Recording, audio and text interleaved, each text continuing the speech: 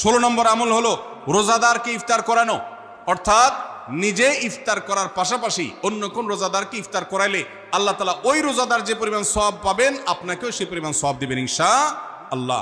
17 নম্বর আমল হলো বেশি বেশি কোরআনে কারীমের তেলাওয়াত করা। রমজান মাসে আল্লাহ তাআলা আমাদের সবাইকে 15 নম্বর বাদ গেছে, মাশাআল্লাহ এত মনোযোগ সহকারে কথা বলছে এবং নোট করছে দেখা যাচ্ছে, তাহলে আমরা আবার পেছনে যাচ্ছি ইনশাআল্লাহ। 15 নম্বর আমল হলো বেশি বেশি ইস্তেগফার করা। বেশি বেশি কি করা? ইস্তেগফার করা, অর্থাৎ ক্ষমা প্রার্থনা করা। কেন ক্ষমা প্রার্থনা বেশি করবেন? কারণ নবী করিম সাল্লাল্লাহু আলাইহি সাল্লাম বলেছেন, ওয়ালিল্লাহি উতাকাউ মিনান নার ওয়া যালিকা ফি কুল্লি লাইলা। রমজানের প্রত্যেক রাতে আল্লাহ তাআলা বহু মানুষকে জাহান্নাম থেকে মুক্ত ঘোষণা করেন। ভাইরা আমার, আমাদের পাপাচারের কারণে জাহান্নামীদের তালিকা নাম উঠে থাকলেও রমজানে আল্লাহ বহু মানুষকে ঠিক দেন যে এই লোককে জান্নাতি ঘোষণা করা হলো, জাহান্নাম থেকে মুক্ত ঘোষণা করা হলো। এই জন্য এই মাসে আল্লাহর কাছে বেশি বেশি মাফ চাইতে হয়, ইস্তেগফার করতে হয়, চোখের পানি ফেলে দোয়া করতে হয় যে আল্লাহ আপনি মাগফিরাত নসিব করেন। এটা হলো 15 নম্বর আমল। 16 নম্বর আমল হলো রোজাদারকে ইফতার করানো। নিজে ইফতার করবেন, পাশাপাশি রোজাদার ব্যক্তিকেও ইফতার করাবেন। নবী সাল্লাল্লাহু আলাইহি সাল্লাম বলেছেন, যদি কোনো ব্যক্তি কোনো রোজাদারকে ইফতার করায় তাহলে যেই ব্যক্তি তাকে ইফতার করালেন তার রোজার সওয়াব তো সে পাবেই, আপনি ইফতার করায়া সমপরিমাণ সওয়াব লাভ করবেন ইনশাআল্লাহ।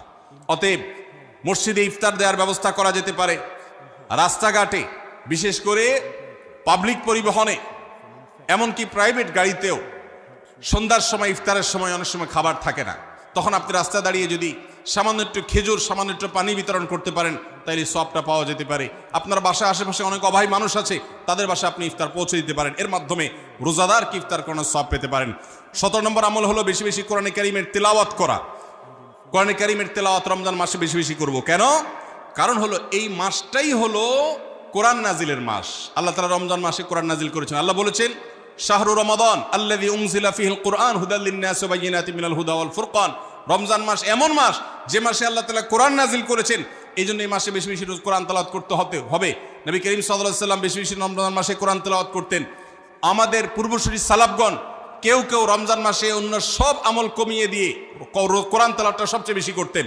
এই জন্য দিনে এবং রাতে বেশি বেশি করে কোরআন শুদ্ধতার সাথে, সৌন্দর্যের সাথে তেলাওয়াত করব, অর্থ সহকারে বুঝে পড়ার চেষ্টাও পাশাপাশি করব ইনশাআল্লাহ।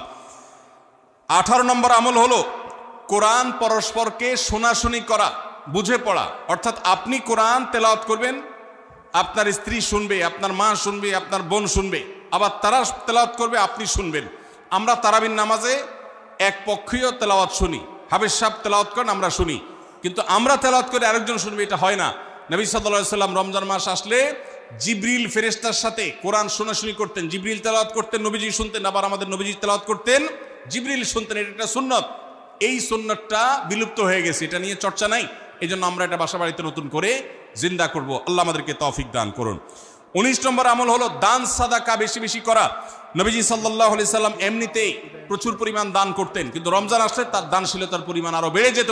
এই জন্য অভাবী, প্রতিবেশী, গরিব দুঃখী সবার ঘরে ঘরে আমরা আমাদের সাধ্য অনুযায়ী দান পৌঁছানোর চেষ্টা করব রমজান উপলক্ষে। এটা রমজানের 19 নম্বর স্পেশাল আমল, বিশেষ আমল। 20 নম্বর রমজানের কর্মসূচি হলো ভোর রাতে দোয়া করা। কারণ সারা বছর ভোর রাতে তাহাজ্জুদের নামাজ পড়া বা দোয়া করার সুযোগ আমাদের হয় না, কিন্তু রমজানের সাহরি খেতে তো এমনি উঠেন। অতএব এই টাইমে দোয়া কবুল হয়। 24 ঘন্টার ভিতরে দোয়া কবুলের সবচেয়ে মোক্ষম সুযোগ, সবচেয়ে আদর্শ সময় হলো এই তাহাজ্জুদের সময়টা।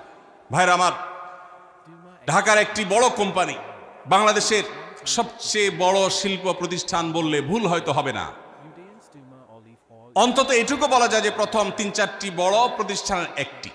এরকম একটা প্রতিষ্ঠানের একজন কর্মকর্তা বছর 2-3 আগে আমার সাথে হঠাৎ দেখা। তিনি আমাকে দেখে বেশ আবেগ আপ্লুত হলেন এবং অনেকটা জড়িয়ে ধরলেন এবং বললেন, ভাই, আপনার একটি আলোচনা থেকে আমার জীবনের ভিতরে এমন এক পরিবর্তন আসছে যেটা অকল্পনীয়, অভাবনীয়। জানতে চাইলাম কোনটা সেটা। তখন তিনি বললেন, ভাই, আমার জীবনে এমন একটা রোগ হয়েছে, যেই রোগ ট্রিটমেন্ট করার জন্য দেশে বিদেশে বিভিন্ন জায়গায় গিয়েছি, কোনো চিকিৎসা এর আমি পাই নাই। শেষ পর্যন্ত আশাহত হয়ে চাকরি ছেড়ে দিয়ে, শহর ছেড়ে দিয়ে গ্রামে গিয়ে বসবাস করা শুরু করছি এবং মৃত্যুর জন্য অপেক্ষা করছি। এর মধ্যে আপনার একটা আলোচনার ক্লিপ আমার চোখের সামনে আসলো সোশ্যাল মিডিয়ায়, তো এটা শুনলাম। সে আলোচনাটা ছিল আল্লাহর কাছ থেকে অসাধ্য সাধন করার সময় হলো ভোর রাত তাহাজ্জুদের সময়। আমি এই আলোচনা পুরোটা শোনার পর ওই রাতেই আমি ঘুম থেকে উঠে ভোর রাতে তাহাজ্জুদ পড়ে আল্লাহর কাছে বুক ভাসিয়ে মন ভরে কাঁদলাম, দোয়া করলাম। ওই ভাই বললেন যে আমি এত দোয়া করলাম, দোয়া করতে করতে দীর্ঘ সময় আমি পরিতৃপ্ত হলাম, আমার দোয়া শেষ হয়ে গেল। এরপর দোয়া করে শেষ করার পর ফজর নামাজের সময় হয়ে গেছে, আমার ফিল হলো, অনুভব হলো যে আমার শরীরে আর কোনো রোগবালাই এখন মনে হয় নাই। এবং তিনি গত 2 দিন আগেও তার সাথে আমি দেখা করলাম ঢাকায়, গতকালকে দেখা করলাম, 2 দিন আগে না, মাত্র 1 দিন আগে দেখা করলাম। তিনি এখন সুস্থ সবল হয়ে আবার তার চাকরিতে ফিরে গিয়ে স্বপদে সমহিমায় আছেন। তিনি এক সহকর্মীকে ডেকে আমার সামনে বলছেন, এই তোমরা বলো তো, আমি আগে শারীরিকভাবে বেশি ফিট ছিলাম নাকি এখন বেশি ফিট? তখন তার সহকর্মী আমার সামনে বলছে, স্যার আপনি আগে অনেক বেশি রাগারাগি করতেন, আপনি হট মেজাজি ছিলেন, অনেক বেশি অসুস্থ হয়ে যেতেন কিছু হলেই, কিন্তু এখন আপনি সে আগের সময়ের তুলনায় অনেক বেশি সুস্থ এবং ফিট। তিনি বললেন, ভাই ভোর রাতের দোয়ার প্রভাব এত বেশি, তাহাজ্জুদের সময়ের দোয়া এত গুরুত্বপূর্ণ যে এই এক দোয়া আমার জীবনকে আমূল পরিবর্তন করে দিয়েছে। এই জন্য ভাইরা, রমজান মাসে বিশেষ করে যখন তাহাজ্জুদের সময় সাহারি খেতে যখন উঠবেন, সাহারি খাওয়ার পর 10টা মিনিট সময় হাতে রাখেন, বা সাহারি খাওয়ার আগে 10টা মিনিট আগে উঠেন, উঠে ওযু করে 2 রাকাত 4 রাকাত নামাজ পড়ে, বা নামাজ পড়ার সময় না থাকলে অন্তত কেবলামুখী হয়ে 2টা হাত তুলে আল্লাহর কাছে একটু চান। নবীজি সাল্লাল্লাহু আলাইহি সাল্লাম বলেছেন, রাতের শেষ প্রহর যখন হয়, দুনিয়ার আসমানে নেমে এসে আল্লাহ বান্দাদেরকে ডেকে ডেকে তাদের প্রত্যেকটা চাওয়া পূরণ করে দেন। এই জন্য ভাইরা, রমজান মাসে সাহরির সময় দোয়া কবুল হয়। রমজান উপলক্ষে বিশেষ করে এই আমলটা, সাহরির সময় আমলটা, আমরা দোয়া করার আমলটা করতে পারি। তাহলে 20 নম্বর আমল হলো তাহাজ্জুদের নামাজ এবং ভোর রাতের দোয়া। এটা অন্য সময় করা যায়, কিন্তু রমজানের সুযোগটা বেশি আসে, সেজন্য এটাকে রমজানের স্পেশাল আমল হিসেবে আমরা উল্লেখ করলাম। আল্লাহ আমাদেরকে সবাইকে তৌফিক দান করুন। সাহরি খেতে উঠলে একটু দোয়া করবো তো ইনশাআল্লাহ, 2-4 মিনিটের জন্য হলে দোয়া করবো, একাকী নির্জনে আল্লাহর কাছে কেবলামুখী হয়ে। এর চেয়ে বড় দুর্ভাগ্যের বিষয় কি আছে যে আল্লাহ চাওয়ার জন্য ডাকছেন আর আমি অবহেলা করে বসে আছি। ভাইরা আমার, 5 ওয়াক্ত নামাজের জন্য মুয়াজ্জিন আপনাকে ডাকে, কিন্তু ভোর রাতে দোয়া কবুলের জন্য স্বয়ং আল্লাহ আপনাকে ডাকেন। অতএব সাহরি খেতে উঠলে ভোর রাতে সাহরির সময় একটু দোয়া করবো তো ইনশাআল্লাহ। 21 নম্বর আমল উমরা করা। যাদেরকে আল্লাহ তৌফিক দিয়েছেন তারা রমজানে উমরা করবেন, কারণ নবী করিম সাল্লাল্লাহু আলাইহি ওয়াসাল্লাম বলেছেন, উমরাতুন ফি রমাদান তা'দিলু হাজ্জা। রমজানে কেউ উমরা করলে একটা হজের সওয়াব পায়। কোন কোন হাদিসে আসছে তা'দিলু হাজ্জাতাম মাই, নবীজির সাথে হজের সওয়াব পাওয়া যায় রমজানে উমরা করলে। আল্লাহ আমাদেরকে যখন তৌফিক দিবে আমরা তখন সেটা করব ইনশাআল্লাহ। ঠিক আছে না? নিয়ত করেন, দোয়া করেন, আল্লাহ একসময় তৌফিক অবশ্যই দিবেন। 22 নম্বর আমল হলো রমজানের শেষ 10 দিন মসজিদে ইতিকাফ করা। গুরুত্বপূর্ণ একটা পয়েন্ট, মসজিদে ইতিকাফ করা। খুব মনোযোগ দিয়ে শুনি।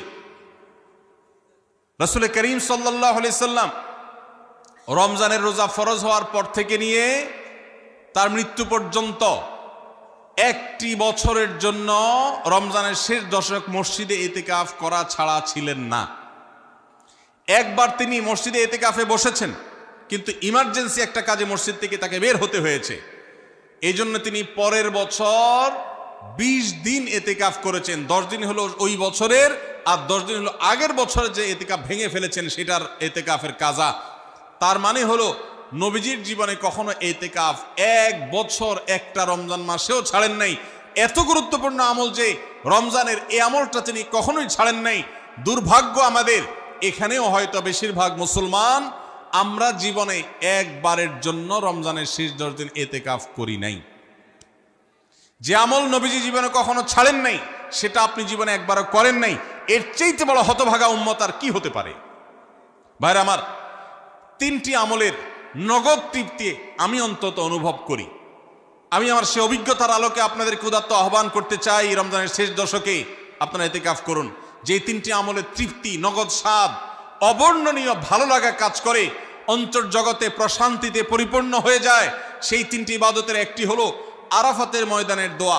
এটার সাথে কোনো কিছুর কম্পেয়ার হয় না, অবর্ণনীয় এক তৃপ্তি লাগে আরাফাতের ময়দানে দোয়া করতে।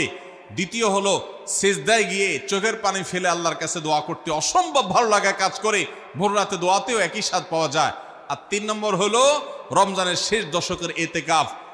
এতেকাফ যে একবার করেছে সে জীবনে বারবার করে, তাকে আর ফেরানো যায় না। এই জন্য ভাইরা, রমজানের শেষ দশকে আমরা আল্লাহর ঘরে বসে গিয়ে এতেকাফ করার চেষ্টা করবো তো ইনশাআল্লাহ। অনেক এলাকা বৃদ্ধ মানুষ, বুড়া মানুষ বসায় দেওয়া হয় টাকা পয়সা দিয়ে। যে টাকা নিয়ে এতেকাফ করে সেও গুনাহগার, আর যারা টাকা নিয়ে এতেকাফে বসায় তারাও গুনাহগার, কারণ ইবাদত টাকা পয়সা দিয়ে চলবে না। রমজানের শেষ দশক মসজিদে এতেকাফ করবো তো ইনশাআল্লাহ। আল্লাহ আমাদেরকে তৌফিক দান করুন। যুবক ভাইরা, একটাবার বসে দেখেন, অসম্ভব ভালো লাগা কাজ করে, মনে হয় যে আল্লাহর মেহমান আমি, এই ফিলটা হয়। কারণ আল্লাহর ঘরে এসে বসে আছেন আপনি কারোর কাছে কোনো কিছু চেয়েছেন, চাইতে চাইতে একটা পর্যায়ে তার পাও জড়িয়ে বসে গেলেন, একদম বসে গেলেন, তার ঘরের সামনে বসে পড়লেন। এতেকাফটা অনেকটা এরকম। রমজানের প্রথম 20 দিন আল্লাহর কাছে হাত দিয়ে দোয়া করলাম, আর শেষ 10 দিন একজন মসজিদে গাঁট্টি বসকা নিয়ে পড়ে গেলাম। ব্যাপারটা হলো কারো পায়ে ধরে পড়ে যাওয়ার মতো। আশা করা যায় এতেকাফকারীকে আল্লাহ তাআলা ক্ষমা না করে মসজিদ থেকে ফেরাবেন না। এই জন্য এতেকাফ করার চেষ্টা করবো তো ইনশাআল্লাহ। আমরা ব্যস্ততার অজুহাত দেই, ভাইরা আমার, যে কোনো মুহূর্তে দুনিয়া থেকে চলে যেতে হতে পারে। এই জন্য এই রমজানে প্ল্যান করেন, যত ব্যস্ত হন না কেন। আমি তো আমার সমস্ত ব্যস্ততাকে এক পাশে ঠেলে রেখে, আল্লাহ আমাকে যখন থেকে তৌফিক দিয়েছেন রমজানের শেষ দশকে ইতিকাফ ছাড়া বাইরে থাকবো এটা চিন্তাও করি না। এই জন্য যুবক ভাইদেরকে বলবো, প্রত্যেকটা মহল্লাতে 2 জন 5 জন 10 জন করে যুবকরা বসেন, কোরআনের গ্রুপ স্টাডি করেন, কোরআনের পাঠচক্র করেন, নিজেরা কোরআন হাদিসের আলোচনা করেন, রোনাজারি এবং দোয়া করেন। 10টা দিন আল্লাহর সাথে কানেক্টেড হওয়ার চেষ্টা করেন। 12 মাস ইবাদত, দাওয়াতের কাজ, ইসলামের কাজ করবেন, ইনশাআল্লাহ সেখানে বরকত পাবেন। রমজানের শেষ দশকে ইতিকাফ করবেন তো ইনশাআল্লাহ। আল্লাহ আমাদের সবাইকে তৌফিক দান করুন। 23 নম্বর আমল হলো শেষ দশকে ইবাদতের মাত্রা বাড়িয়ে দেওয়া। আমরা উল্টাটা করি।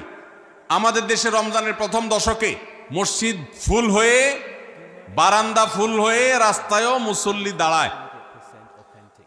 আর 10 রমজান চলে গেলে 20 রমজান পর্যন্ত বাহিরের মুসল্লি কমতে কমতে বারান্দার মুসল্লি কমে ভিতরে চলে আসে।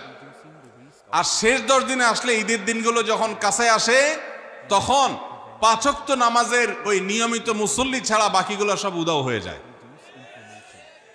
নবী সাল্লাল্লাহু আলাইহি সাল্লাম কি করতেন? তার উল্টাটা।